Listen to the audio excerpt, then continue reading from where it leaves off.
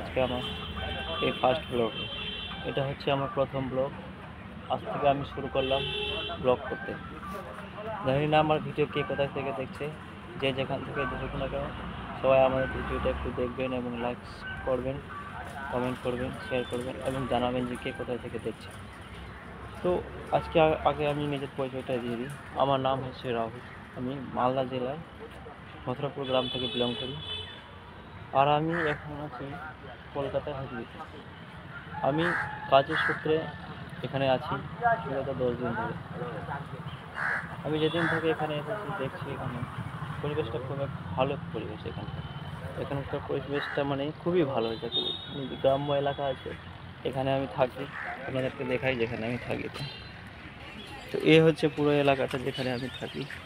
এই যে এখানে একটা পুকুর আছে, তারপরে এই যে এখানে দেখতে পাচ্ছেন একটা আম গাছ। এখানে খুব ভালো জায়গা, মানে থাকার মতো জায়গা এটা। যেমনটা আপনারা দেখতে পাচ্ছেন এখানে, এটা একটা গ্রাম্য এলাকা। এখানে দেখেন ছাদে ধান শুকাচ্ছে, নিচেও ধান শুকাচ্ছে।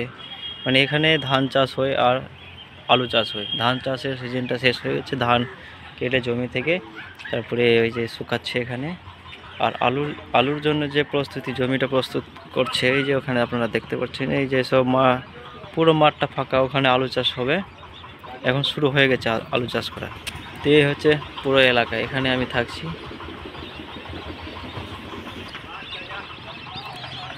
তো আজকের মতো এতটাই বললাম। ব্লগটা কেমন লেগেছে, যদি ভালো লেগে থাকে অবশ্যই বলবেন। আরও নিত্য নতুন ব্লগ আমি আপনাদের জন্য নিয়ে আসবো। Thank you.